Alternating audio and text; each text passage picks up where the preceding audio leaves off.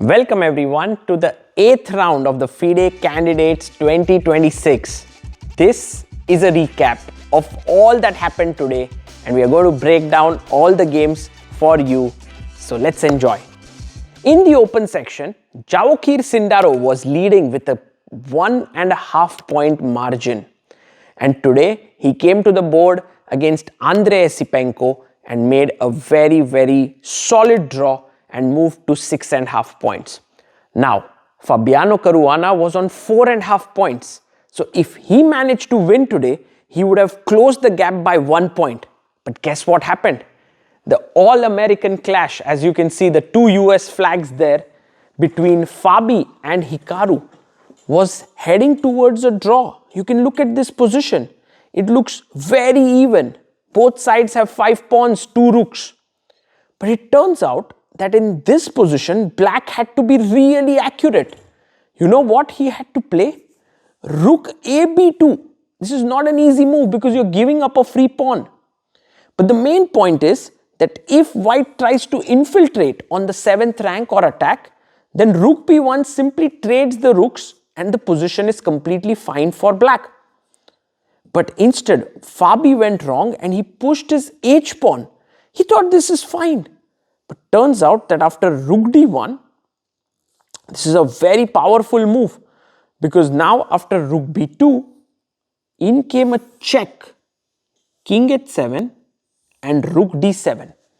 Attacking this pawn and after rook takes f2, rook g7 and now white is completely winning. It was check, there came a few checks. And now this pawn and everything was like very weak. And in the end, it so happened when all got traded, white was left with such a position where it had 2 extra pawns.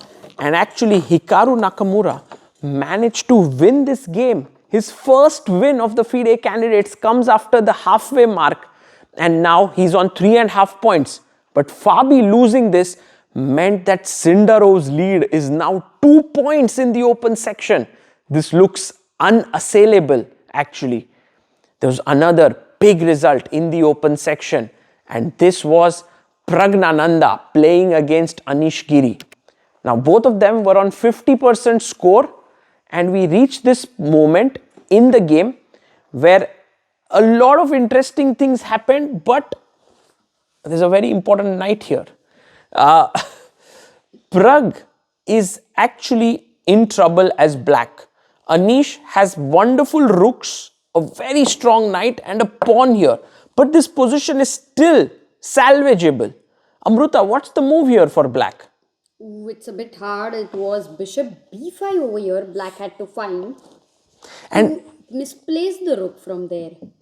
So if you move the rook away, you lose this pawn on e5. So you have to play on e3 and it looks like the rook wants to go here. But the problem is the bishop comes back here. Oof. And the main point of this is that you want to bring your bishop to c2. If you take, you then exchange your strong knight. But if you don't, then you can place your bishop on this beautiful square and black is able to defend. As it turns out, Prag went wrong with queen f7. Very less time. Very little time. e6 came in, queen g6, and now he managed to, Anish managed to win this with rook f2. He brought his rook here, he then brought his rook up, he then brought his queen here, and eventually e7 and rook f8 even came in. And Prag couldn't do a thing because his bishop had become useless. The knight is an absolute monster. And with this, Anish Giri moves to +1. At this point, he's on 4.5 points. He and Fabi are now jointly in the joint second position. And now we go to the women's section. By the way, before we go to the women's section, this is the scorecard of the entire open section. And now we go to the women's section. Over here, some insane things happened. Completely insane. Because Anna Muzichuk was leading the tournament by 0.5 point. She was on 4.5 points. and she could very well have extended her lead to 5.5. She was completely better against Divya Deshmukh. But things went crazy in this game. So look at this position, by the way. This is where white is completely dominating. Has pace, rooks here, e7 weakness, black king is weak. But Divya made a final attempt. She pushed her pawn forward. h6 was played, threatening a mate. So queen came to f8. And here, pawn takes pawn was taken. Not the best move. Not the best move. There were many other ways. Takes a5. And Divya played rook c5, p4. Anna lost a lot of her advantage here because of so a check and king h8 has been played. Now rook e4 takes, and rook to c7 was played here. And when queen to e2 was played, she took the pawn, queen b5, rook c2 check. The position has already equalized. Rook e2, queen g6. Divya played this well, incredibly well. And at this point, I think a draw should have been agreed upon in this position. There was perpetual, but Anna somehow wanted to win and she brought her queen back. Divya snatched this pawn, a pawn moved forward. It's still a draw, but eventually we reached a position like this here, and this is where Anna completely panicked because I think the king is somewhere here. Pawn is on h5. Even e7 is hanging. Yeah, no, this maybe the king is maybe here.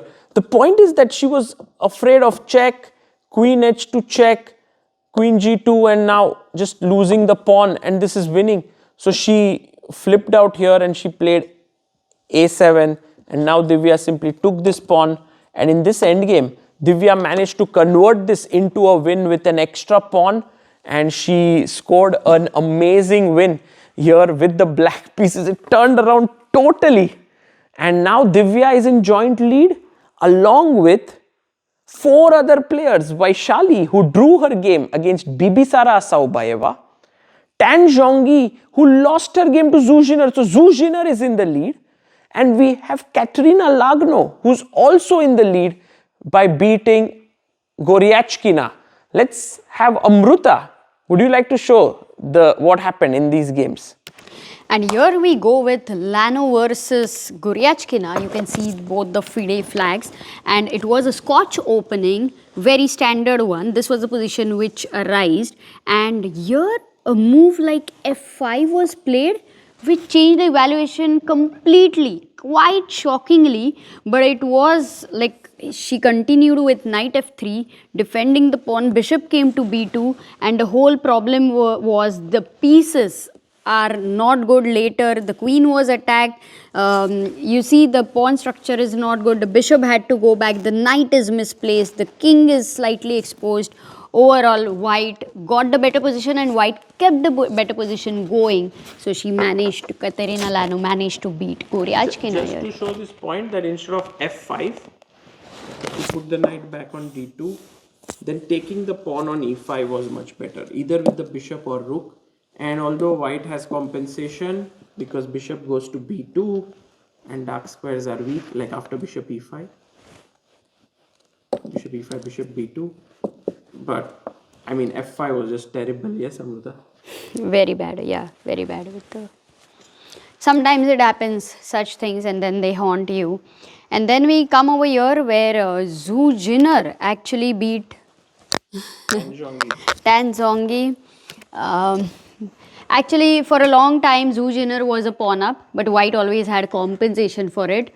And maybe this would be the bishop pair. Yes, and some active pieces, but this would be the moment where, you know, it was after 40 moves and all, and where I think was the final kind of a thing which happened where bishop d3 she went, the knight gave the check, and here white still had to go king h2, she went king g2, and after knight e3 check, you cannot defend, and the pawn was lost over here, and later black was 2 pawns up and managed to convert the advantage. So yeah, in the women's section, big things happening because so many players are on 4.5. I think 5 players are on 4.5, and Divya is there, Vaishali is there, Anna Muzichuk is there, Trina Lano is there, and Zujiner. So it is completely open. Let's see what happens, but it's exciting. Vaishali versus Divya. Oh, okay, important round there. Let's go.